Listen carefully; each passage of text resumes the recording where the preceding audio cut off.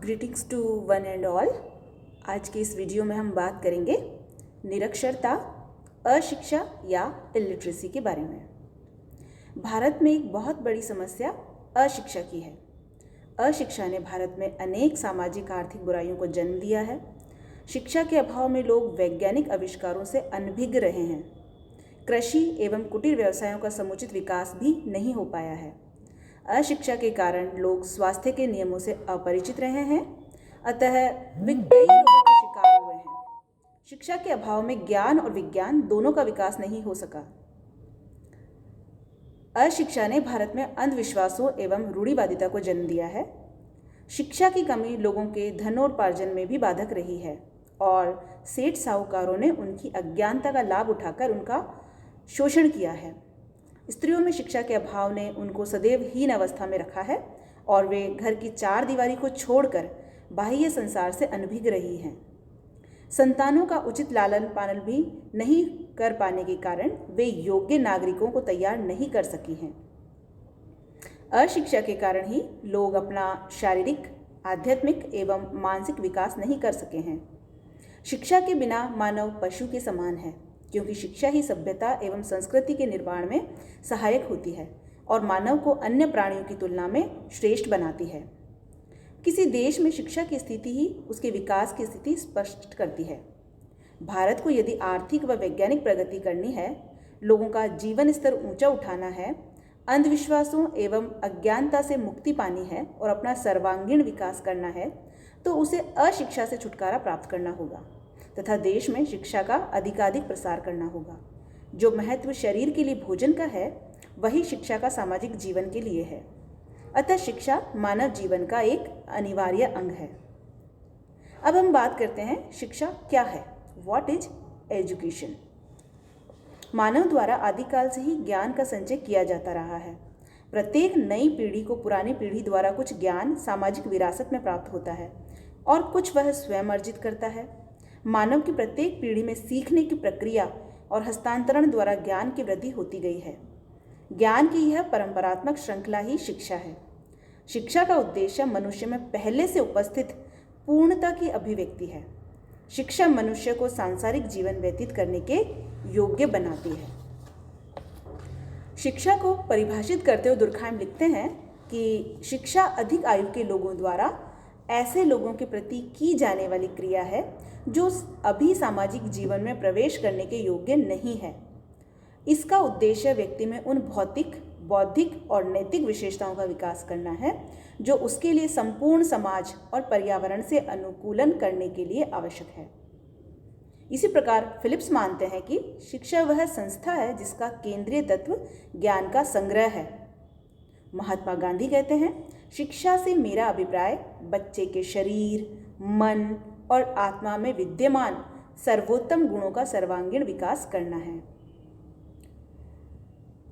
मूल रूप में हम ये कह सकते हैं कि शिक्षा वह प्रक्रिया है जिसके द्वारा मानव में शारीरिक, मानसिक एवं आध्यात्मिक गुणों का विकास किया जाता है, ताकि वह उत्तम सामाजिक जीवन व्यतीत करने एवं अपने आप को पर्यावरण के अनुकूल ढालने में समर्थ हो सके।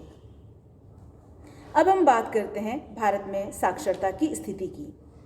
जनगणना आयोग के अनुसार वह व्यक्ति साक्षर है जो किसी भी भारतीय भाषा में समझ के साथ लिख और पढ़ सकता है। जो केवल पढ़ सकता है वह और लिख नहीं सकता, उसे साक्षर नहीं माना गया है। साक्षर कहलाने के लिए व्यक्ति का किसी स्कूल में औपचारिक शिक्षा प्राप्त करना अथवा कोई परीक्षा उत्तीर्ण करना आवश्यक नहीं है। भारत में अन्य देशों की तुलना में साक्षर 1991-2001 में हुई अच्छी वृद्धि के बावजूद बहुत कम है। इंग्लैंड, रूस, जापान में लगभग 100% जनसंख्या साक्षर है। यूरोप एवं अमेरिका में साक्षरता का प्रतिशत 90 से 100 के बीच है, जबकि भारत में साक्षरता का प्रतिशत 2001 में 64.84 है। 1951 में भारत में साक्षरता का प्रतिशत 18.33 था, जो बढ़कर 2001 में 6.84 हो गया।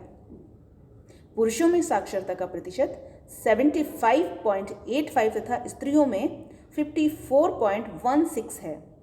केरल में साक्षरता का प्रतिशत सबसे अधिक 90.92 है। इसके बाद मिजोरम में 88.8 तथा लक्षद्वीप में 86.7 है। साक्षरता दर तथा साक्षरों की कुल संख्या में वृद्धि तथा जनसंख्या में तेजी से वृद्धि के बावजूद निरक्षरों की संख्या 1991 में 32.81 करोड़ से 2001 में 29.62 करोड़ रह गई है। राजस्थान में 2001 की जनगणना के अनुसार साक्षरता की दर 60.4% है। पुरुष साक्षरता की दर 75.7% है तथा महिला साक्षरता की दर 43.9 है। राज्य में ग्रामीण क्षेत्रों की साक्षरता दर 55.92% है तथा नगरीय क्षेत्रों की साक्षरता दर 76.89% है।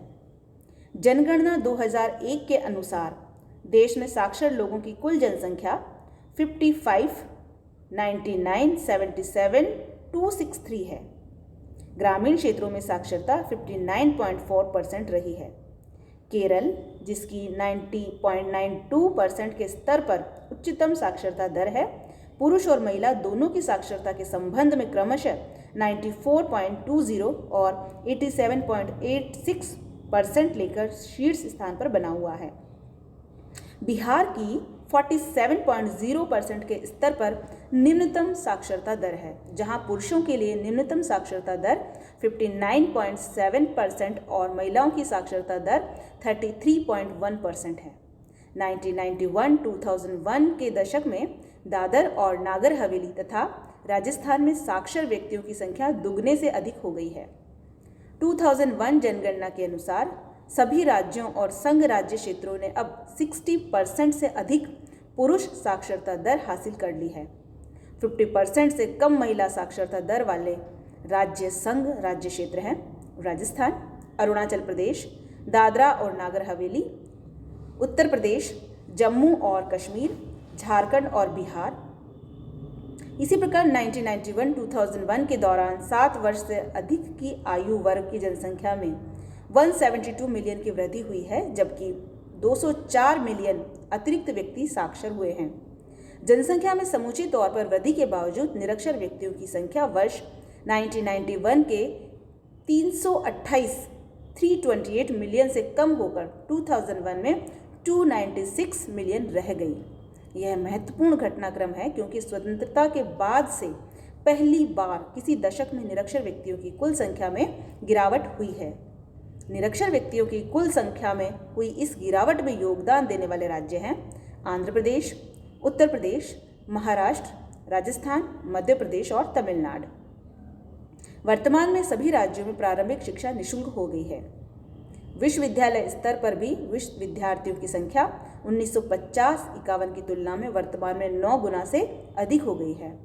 वर्तमान में देश में 351 विश्वविद्यालय तथा 12,342 महाविद्यालय हैं। 84 संस्थानों को विश्वविद्यालयवत डीम्ड घोषित किया गया है। यद्यपि स्वतंत्रता के 58 ईयर्स बाद भी साक्षरता का प्रतिशत और साक्षरों की संख्या काफ़ी बढ़ चुकी है, परंतु आज भी भारत साक्षरता की दृष्टि से काफ़ी पिछड़ा हुआ है। संपूर्ण भारत में 2001 में साक्षरता की दर 60.84 है, जबकि बिहार, झारखंड, जम्मू कश्मीर, अरुणाचल प्रदेश और उत्तर प्रदेश की साक्षरता दर 60% से भी कम है। बिहार में यह दर मात्र 47.0 है। इसी प्रकार बिहार एवं झारखंड में महिला साक्षरता दर क्रमशः 33.1% एवं 38.9% है। 1991-2001 के दौरान निरक्षरों की संख्या में काफ़ी गिरावट आई है, परंतु दशक के दौरान दिल्ली, नागालैंड, मणिपुर, चंडीगढ़ और दमन और दीव तथा दादर और नागर हवेली में निरक्षर व्यक्तियों की संख्या में वृद्धि हुई है। शिक्षा पर प्रथम पंचवर्षीय योजना में 151 करोड़ रुपए खर्च किए गए, जबकि 9वीं योजना तथा केंद्रीय योजना में 49,838 करोड़ रुपए खर्च किए गए। वर्तमान में देश में शिक्षा के अनेक कार्यक्रम चलाए जा रहे हैं। स्कूल एवं विश्वविद्यालय स्तर पर शिक्षा के अतिरिक्त व्यावसायिक, तकनीकी एवं चिकित्सा संबंधी शिक्षा का प्रबंध है। अनेक अनुसंधान संस्थान एवं प्रशिक्षण केंद्र भी खुले हुए हैं। प्रौढ़ शिक्षा एवं बुनियादी शिक्षा के कार्यक्रम भी अशिक्षा की समस्या को हल करने के लिए प्रयत्नशील है। इन प्रयत्नों के फलस्वरूप ही 2001 में साक्षरता का प्रतिशत 64.84 हो गया है। राष्ट्रीय नमूना सर्वेक्षण के 28वें दौर के अनुसार शहरों में प्रति व्यक्ति शिक्षा पर 1.36 रुपये तथा गाँवों में मात्र 26 पैसे प्रति व्यक्ति प्रति माह खर्च हो रहा है। यूनेस्को के आंकड़ों के अनुसार भारत में स्कूली शिक्षा पर प्रति व्यक्ति प्रतिदिन 33 पैसे खर्च हो रहे थे, जबकि रूस में 4.70 रुपये, जापान में 13.30 रुपये तथा मलेशिया में 60 पैसे खर्च किए जा रहे थे। ये सभी तथ्य भारत में शिक्षा की स्थिति को प्रकट करते हैं, जो अन्य देशों की तुलना में अत्यंत असंतोषप्रद है। भारत में शिक्षा के क्षेत्र में अनेक विसंगतियां और समस्याएं विद्यमान हैं। बावजूद इसके कि देश में लाखों स्कूल और कॉलेज खोले जा चुके हैं, हमारी शिक्षा पद्धति को संविधान में दिए गए नीति निर्देशक सिद्धांतों के अनुरूप 14 वर्ष तक की आयु के सभी बच्चों के लिए शिक्षा देना संभव नहीं हो पा रहा है। आर्थिक दृष्टि से गरीब व पिछड़े वर्गों में अनेक बच्चे अभी भी शिक्षा से वंचित हैं। जैसा कि चौथे शिक्षा सर्वेक्षण से प्रकट होता है कि स्कूलों का न होना इस संबंध में मुख्य बाधक है। मूल रूप में तथ्य यह है कि विशेषतः ग्रामीण क्षेत्रों में और कमज़ोर वर्ग के लोगों की सामाजिक और आर्थिक मजबूरियों, पाठ्यक्रमों का वस्तु स्थिति के अनुकूल न होना और स्कूलों में आवश्यक सुविधाएं न होना आदि कुछ ऐसे कारण हैं जिससे शिक्षा के क्षेत्र में बहुत धीमी प्रगति हो रही है। यही कारण है कि पहली कक्षा में प्रवेश लेने वाले छात्रों में से 64% 5वीं कक्षा तक पहुंचते पहुंचते स्कूल छोड़ जाते हैं। इसी प्रकार संसाधनों का पूरा उपयोग न होने से आर्थिक हानि होती है, शिक्षा के क्षेत्र में अकुशलता आ जाती है, लक्ष्यों की प्राप्ति नहीं हो पाती और अंततः परिवार व समाज को हानि उठानी पड़ती है। इस प्रकार अशिक्षा समाज में अनेक कुरीतियों और समस्याओं का कारण है। हमारे अगले वीडियो में हम अशिक्षा के क्या क्या कारण हैं और अशिक्षा के क्या दुष्परिणाम हैं, इन तथ्यों पर अध्ययन करेंगे। तब तक के लिए हैव ए नाइस डे।